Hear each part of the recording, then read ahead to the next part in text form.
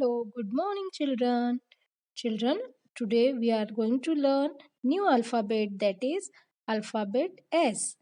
So see, this is alphabet S. Mama S, baby S. And the sound of the S is S. So let's see the example of S.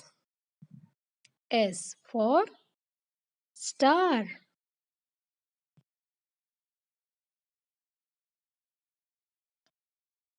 S for sun.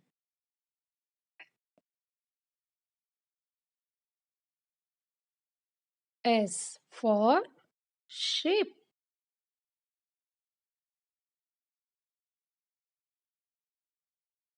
S for spoon.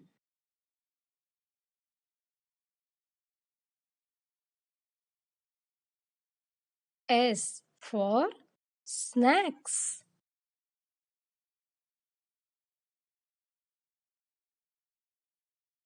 S for spider.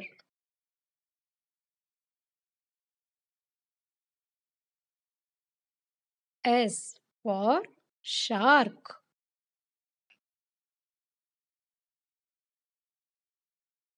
S for stamp.